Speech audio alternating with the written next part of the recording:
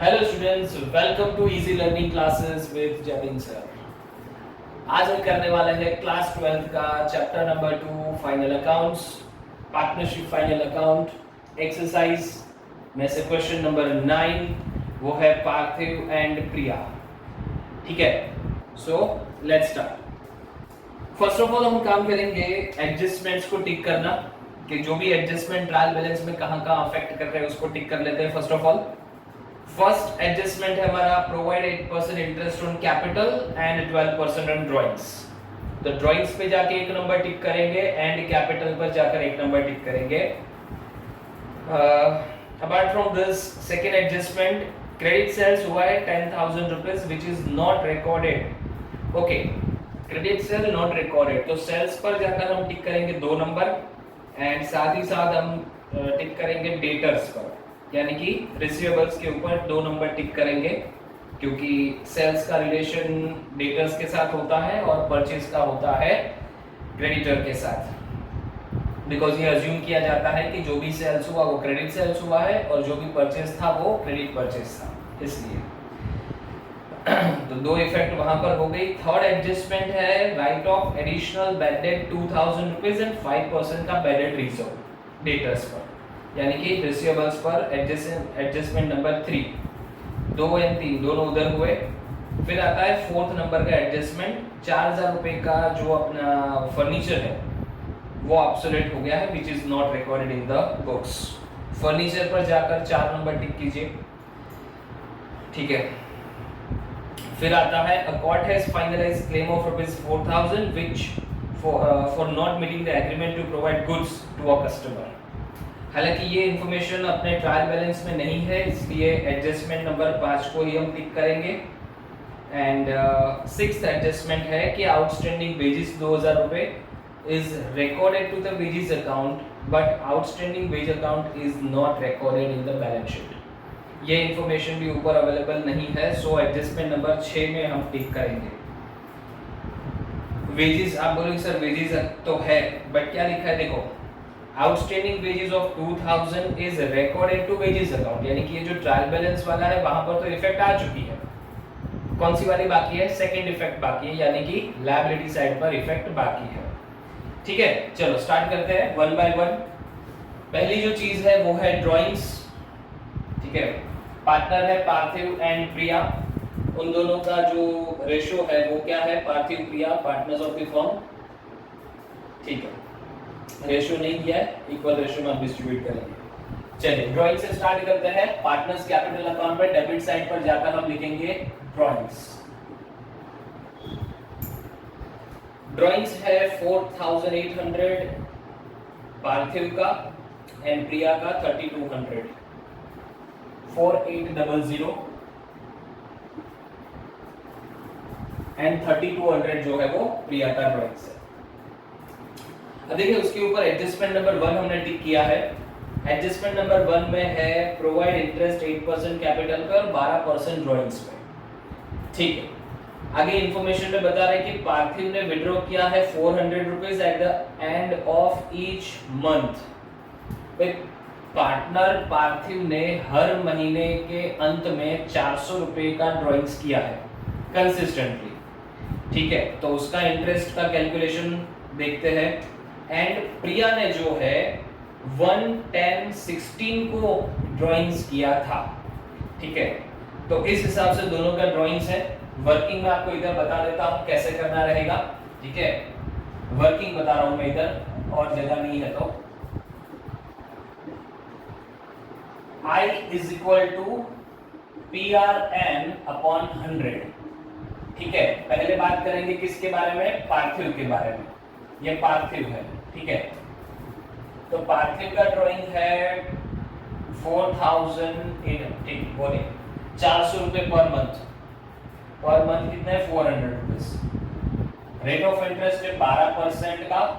और देखो एक चीज याद रखो बेटा कि जब कंसिस्टेंट ड्राइंग्स होते हैं मंथ के शुरुआत में या अंत में, यानी कि इन the beginning of the month अगर दिया है तो n जो है वो हमारा 78/12 लिया जाएगा और जब बोला गया है कि हर मंथ के अंत में, eight the end of each month, तो n जो है वो हम लेंगे 66/12, ठीक है। 400 rupees per month, rate of interest 12% and n क्या लेना है 66/12, क्योंकि हर महीने के अंत में है। चलिए क्या होता है इसका, सिंप्लीफाई करें। 400 के 12% इंटू 66/12, 264। इसका जो इंटरेस्ट है वो रहेगा 264। और वैसे प्रिया का देखें तो प्रिया में देखो उसने 110 से किया था, i इक्वल टू PRN ही लगेगा उसमें, बट n बदल जाएगा। i is equal to PRN upon 100। कितने रुपए का ड्राइंग्स है 3200। क्या रेट है 12%। और टाइम पीरियड क्या लेंगे, क्योंकि 110 से 10, 11, 12, 1, 2, 3 मार्च तक हमें कंसीडर करना होता है 6/12। आप कंफ्यूज तो नहीं हुए? आपने सोचा होगा सर आपने इधर अभी अभी बोला 66/12 या 78/12। देखो ऐसा है कि at in the beginning of each month या at the end of each month अगर ऐसा वर्ड लिखा है तभी ये दो रेशियोज आएंगे, आई मीन 66 या 78 आएगा। जब आपको कोई स्पेसिफिक डेट के बारे में मेंशन किया है तो फिर उसको इस हिसाब से काउंट करना होगा, जहां से उन्होंने ड्राइंग्स किया था वहां से लेकर 31 मार्च तक का पीरियड काउंट करना होगा, जो यहाँ पर हुआ है। टोटल ड्राइंग्स है 3200 का, 12% का रेट है एंड 6/12 के हिसाब से 6 महीने का कितना होता है 3200 का 12% डिवाइड बाय 12 into 6, 192 रुपीस। कितना होगा 192। चलो इधर लिख देते हैं टू इंटरेस्ट ऑन ड्राइंग्स, जो पार्टनर के लिए क्या है एक्सपेंस है 264 एंड 192। इसकी दूसरी इफेक्ट कहाँ जाएगी, एक लाइन छोड़ के लिखना, एप्रोप्रिएशन में क्रेडिट साइड पर bye interest on drawings. Firm के लिए इंटरेस्ट ऑन ड्राइंग्स जो है वो इनकम होती है, ठीक है। पार्थिव है एंड प्रिया है। पार्थिव का 264 एंड प्रिया का 192 ड्राइंग्स है, दोनों को मिला के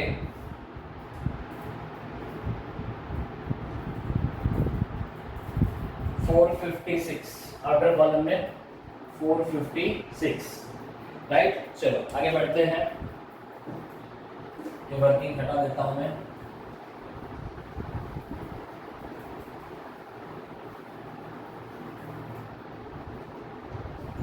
चलो आगे बता रहे हैं कि नेट कॉस्ट ऑफ परचेज। चलो नेट कॉस्ट ऑफ परचेज का मतलब क्या होता है बेटा आपको, ये नेट परचेज है। नेट परचेज माने उसमें से परचेज रिटर्न ऑलरेडी डिडक्ट हो चुका है। जनरली हम परचेज माइनस परचेज रिटर्न लिखते हैं, ठीक है, बट इसमें ऑलरेडी परचेज रिटर्न डिडक्ट हो चुका है, ठीक है। So net cost of purchase बोलो या नेट परचेज बोलो, बोथ आर सेम। इधर एक लाइन छोड़ के लिखेंगे नेट परचेज। नेट परचेज है अपना 1,06,000। हालांकि मैं अभी अंदर लिख रहा हूं, क्यों, मतलब परचेज रिटर्न नहीं है बट कुछ goods going other than sales अगर हुआ तो वो माइनस करने के लिए। चलिए आगे बढ़े। स्टॉक ऑफ गुड्स 31/3/17 यानी कि क्लोजिंग स्टॉक बैलेंस शीट में जाएगा। क्लोजिंग स्टॉक अमाउंट है 28,000। फिर नेक्स्ट है रिसीवेबल्स ऑफ ₹48,000 यानी कि डेटर्स है अपने। आप रिसीवेबल्स लिखो या डेटर्स लिखो। 48,000 यहाँ पर एडजस्टमेंट था 2 और 3 नंबर का। सेकेंड एडजस्टमेंट बोल रहे कि credit sales 10,000 rupees not recorded, तो प्लस किया जाएगा अनरिकॉर्डेड सेल्स, ठीक है। सेल्स को रिकॉर्ड करना रह गया था। सेल्स बढ़ेगा जैसे ही हमारे डेटर्स बढ़ेंगे, 58,000। एक इफेक्ट हो गई। दूसरी इफेक्ट कहाँ जाएगी बेटा? सेल्स में जाएगी। दोनों इफेक्ट साथ में दिया करो, नहीं तो भूल जाओगे। सेल्स है हमारा 2 लाख रुपीस का, 2 lakh rupees plus unrecorded sales, adjustment number 2 की बात कर रहे हैं। अनरिकॉर्डेड सेल्स 10,000 रुपीस, ये हो जाएगा 2,10,000। और दूसरी इफेक्ट जाएगी हमारे डेटर्स में, यानी कि अनरिकॉर्डेड सेल्स सॉरी रिसीवेबल्स में। प्लस किया हमने। अब दूसरा एक एडजस्टमेंट है थर्ड नंबर का, बोल रहे कि right of additional bad debt 2,000 रुपए एंड बीडीआर 5% का। क्या करते हैं जनरली हम लोग, तो कि यहाँ से डेटर में से बैड डेट जो है वो माइनस करते हैं। कौन सी वाली? तो कि एडजस्टमेंट वाली, क्योंकि ट्रायल बैलेंस वाली तो ऑलरेडी माइनस हो चुकी होती है। ये हुआ 56,000। अब इसके ऊपर हम लगाएंगे bad debt reserve, which is known as a provision for doubtful debts. कितने परसेंट का? 5% का। देखो 48,000 था डेटर्स, 10,000 और ऐड हुए 58। एडजस्टमेंट में कहा कि 2,000 रुपए भूल जाओ, नहीं मिलने वाले बैड डेट के तौर पर। तो अभी कितने बचे? मेरे 58 लेने को निकल रहे थे, अभी हो गए 56,000 डेटर्स माने जिससे मैं पैसे देंगे, right? What do you think, ये 56,000 क्या मिल जाएंगे? नहीं, अभी भी मुझे डाउट है कि 5% लोग अभी भी पैसा नहीं देंगे। ये अमाउंट का 5% पैसा अभी भी मुझे डाउटफुल लग रहा है। देखो श्योर नहीं हूं मैं, बट लग रहा है कि शायद ना मिले। तो चलो प्रोविजन कर लेते हैं उसके ऊपर। लॉजिक के साथ समझो, इसको रट्टा नहीं मारना बेटा, आगे बहुत जरूरत पड़ने वाली ये सब चीजों की। रट्टा मार के जाओगे भूल जाओगे, ठीक है? ये बैड डेट क्या है, बीडीआर क्यों लगाते हैं, इन सब का लॉजिक पता होना चाहिए अपने को, समझिएगा?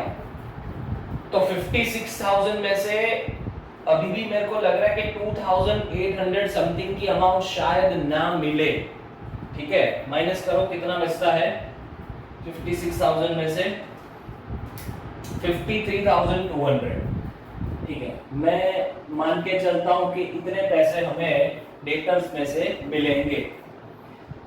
चलो बढ़िया। अभी इसकी दूसरी इफेक्ट के लिए आ जाते हैं पीएनएल अकाउंट में डेबिट साइड पर।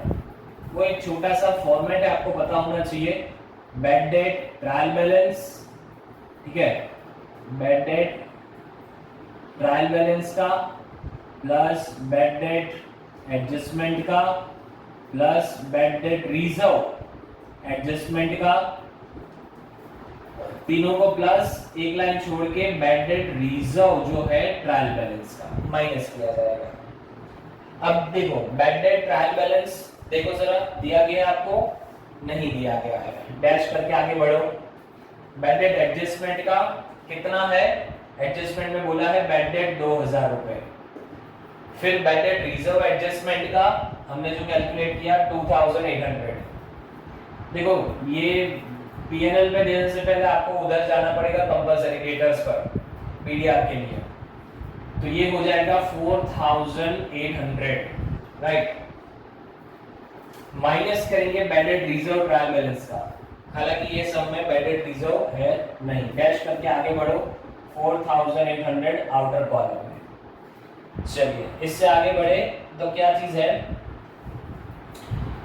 एडजस्टमेंट नंबर 2 में एक चीज हमारी छूट रही है, वो देख लो जरा। सेल्स बुक जो है मार्च का ओवरकास्ट हो गया है 2,000 रुपए से। ओवरकास्ट हो गया है मतलब ज्यादा गिन लिया है हमने, तो क्या करना चाहिए? उसको माइनस करना चाहिए। सेल्स बुक हमारा 2,000 रुपए से ओवरकास्ट हो गया था, माइनस कर देंगे ओवरकास्ट अमाउंट 2,000 रुपए। अगर अंडरकास्ट होता तो इसका मतलब ये होता कि 2,000 रुपए कम गिने हैं, तो हमें प्लस करना होगा।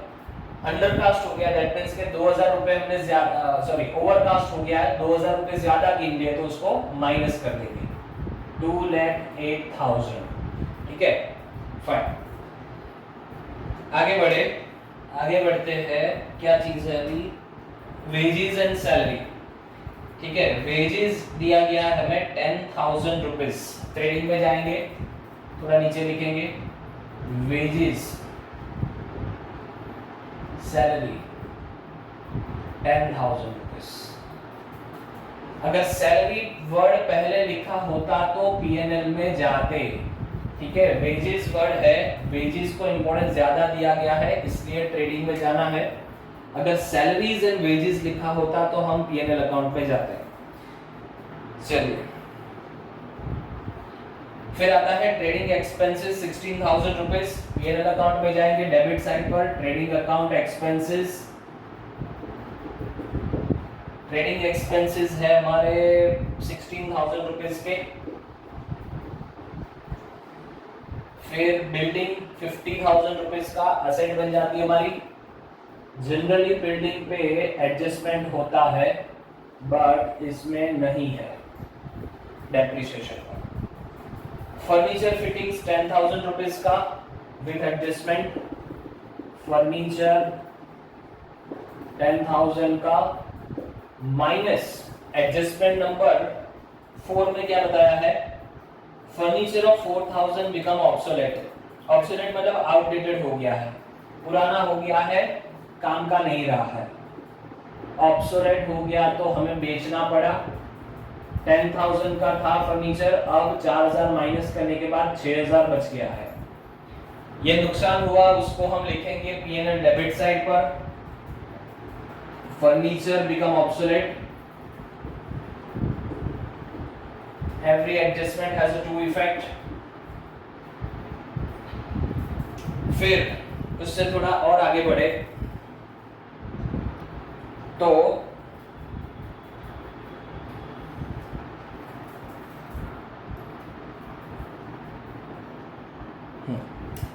उससे थोड़ा आगे बढ़े trading, building, furniture, office equipment 4,000 rupees का। ऑफिस इक्विपमेंट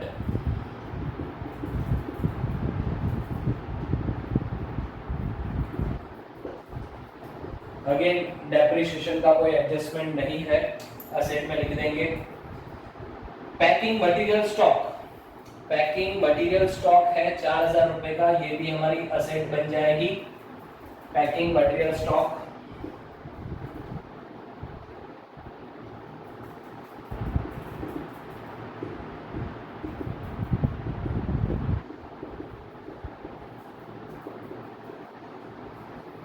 फिर कैश है 2,000 रुपए का, वो भी हमारी असेट है। कैश बैलेंस 2,000 रुपीज, ठीक है। चलिए आगे बढ़े। क्रेडिट बैलेंसेस में लिखा है कैपिटल, पार्थिव का 24,000 एंड प्रिया का 16,000। पार्टनर्स कैपिटल में क्रेडिट साइड पर जाकर लिखेंगे by balance brought down 24,000 and 16,000।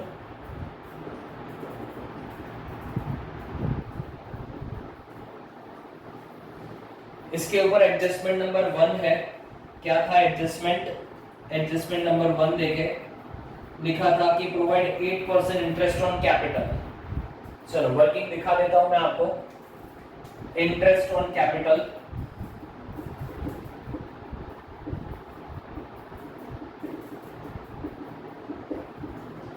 पार्थिव का 24,000 अमाउंट है। सो 24,000 का क्या परसेंटेज है? 8% इंटरेस्ट ऑन कैपिटल। 24,000 का 8% एंड 24 का 8% 1920 एंड प्रिया का कैपिटल है 16,000 का 8%, that is 1280, राइट। ये लिखा जाएगा पार्टनर्स कैपिटल कैपिटल अकाउंट में क्रेडिट साइड पर बाय इंटरेस्ट ऑन कैपिटल। वो इनकम बन जाती है पार्टनर के लिए, उसके कैपिटल में ऐड होगी 1920 एंड प्रिया का 1280। काउंटर इफेक्ट जाएगी एप्रोप्रिएशन डेबिट साइड पर to interest on capital Parthiv and Priya का 1920 प्लस 1280, दोनों को प्लस करो 3200, ठीक है। इंटरेस्ट ऑन कैपिटल फर्म के लिए एक्सपेंस, पार्टनर के लिए इनकम होता है। चलिए आगे बढ़ते हैं। सेल्स हमने लिख दिया, सेल्स के ऊपर सेकेंड एडजस्टमेंट था वो गिन लिया और लिख भी दिया। पेबल्स है 30,000 रुपीस के, लायबिलिटी साइड पर जाएगा पेबल्स, जनरली उसको हम क्रेडिटर्स भी कहते हैं। अमाउंट है उसकी 30,000 रुपीस। फिर है goods distributed as a sample. देखो एक चीज आपको पता ही होगी, 11th स्टैंडर्ड में पढ़े हैं,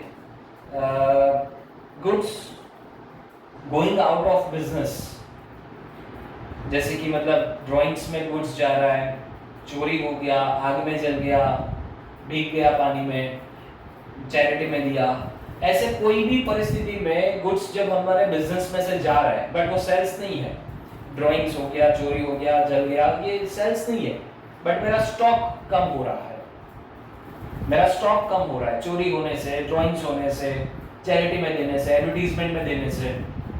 तो ये हर एक सिचुएशन में हम उसको परचेज में से माइनस करते हैं, ठीक है। इसलिए मैंने यहाँ पर नेट परचेज को अंदर के कॉलम में रखा था। Goods distributed as a sample minus किया जाएगा goods distributed as a sample 2000 रुपए, यानी कि 1,04,000, ठीक है। ये एडजस्टमेंट नहीं है कि उसकी दो इफेक्ट दे पाए, एक ही इफेक्ट देंगे जो परचेज में से माइनस होगा। बैंक ओवरड्राफ्ट 14,000 रुपीस का, बैलेंस शीट लायबिलिटी साइड पर बैंक ओवरड्राफ्ट अमाउंट है 14,000, ठीक है। ये अपनी लायबिलिटी साइड है, वो साइड है अपनी, ठीक है। यहाँ पर आएगी अपनी कैपिटल, कैपिटल में पार्थिव है एंड प्रिया, दो पार्टनर हमारे पास। चलिए सब कुछ हो गया, ट्रायल बैलेंस हो गया। अभी देखो हमने एडजस्टमेंट में दो बातें टिक कर रखी है, ये हैबिट रखना ताकि आपको याद रहे कौन सी चीज हो चुकी है, कौन सी बाकी है। फिफ्थ एडजस्टमेंट में था court has finalised claim of ₹4,000 for not meeting the agreement to provide goods to a customer. ऐसा समझो कि हमारे ऊपर पेनल्टी लगी है, कोर्ट में कोई केस चल रहा था जिसमें हमने किसी अपने कस्टमर को प्रॉपर टाइम पर माल सप्लाई ना करने की वजह से उसने केस कर दिया था और कोर्ट ने फैसला दिया है कि भाई आपको 4,000 यानी कि हमें 4,000 रुपये पेनल्टी लगी है, ठीक है। तो हम जाएंगे पीएनएल अकाउंट में डेबिट साइड पर to claim loss due to claim लिख देते हैं, loss due to claim 4,000 rupees हमें देने पड़ेंगे उसको एंड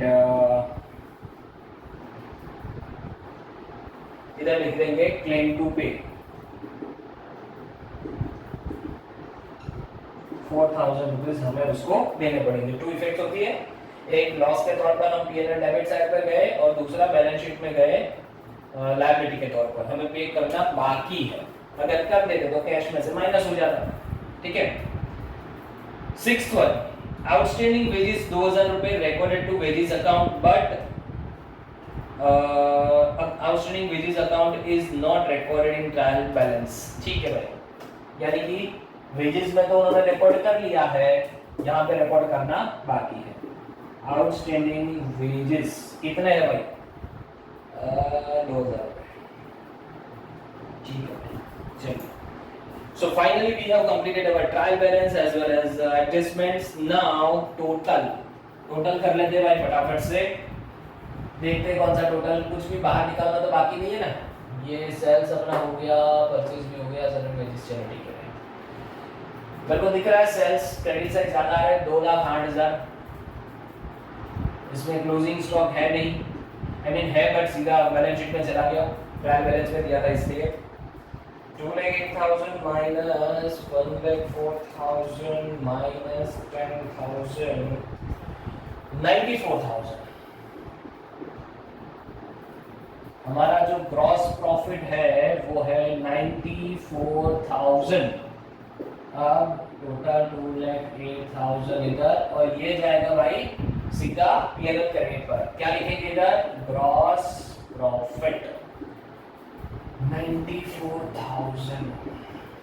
चलिए वर्किंग को मैं हटा देता हूँ, ठीक है, कंफ्यूज मत होना, ये वर्किंग किया था मैंने।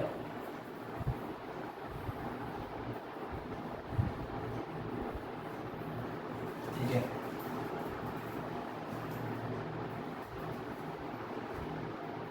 अब आगे यस 94,000 का total minus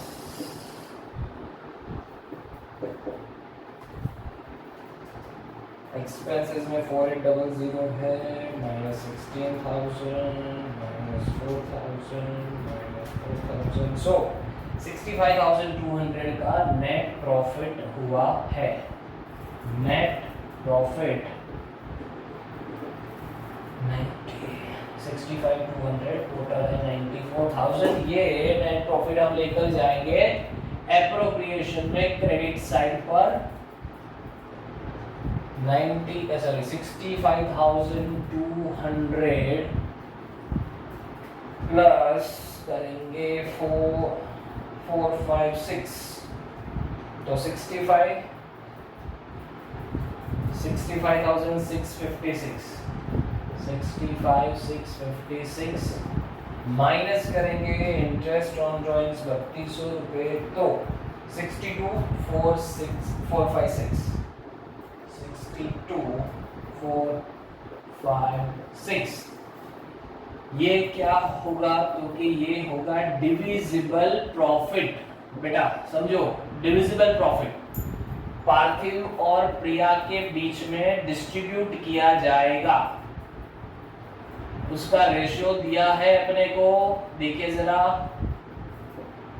Parthiv and Priya. Parthiv Priya partnership firm में है, trial balances adjustments are given, no information regarding their PNL ratio, so as per the rule equal proportion में बढ़ जाएगा। 31,228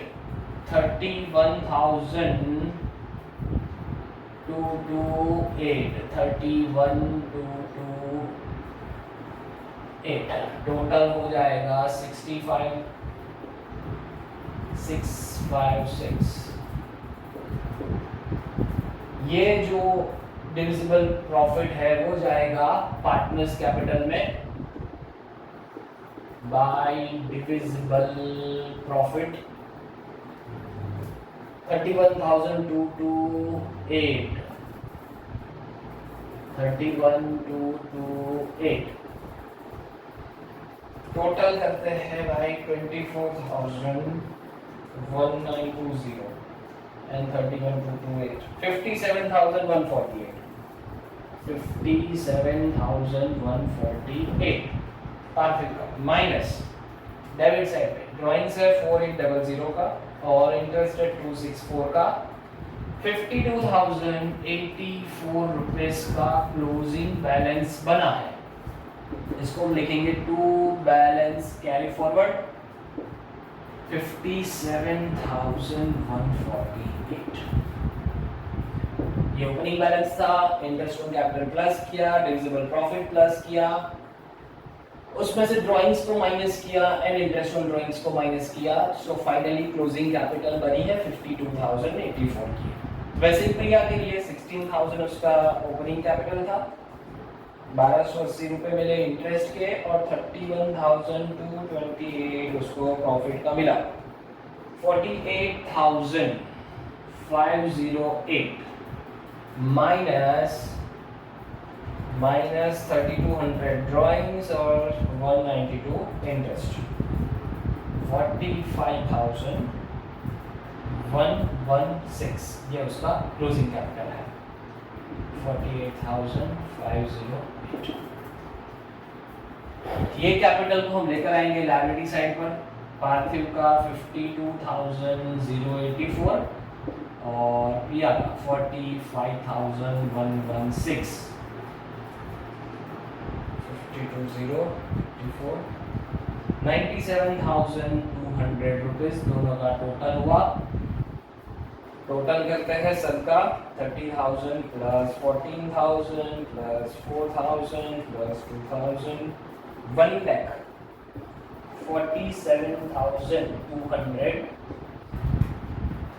असेट साइड पर 50,000 plus 6,000 plus 4,000 plus 4,000 plus 28,000 plus 50,200 plus 200,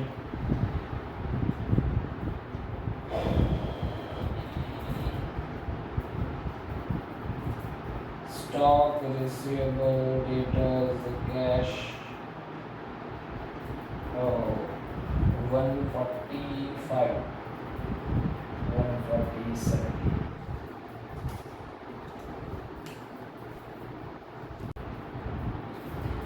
Yes, so finally total होगा 1,47,200 total tally. Finally we have completed this sum.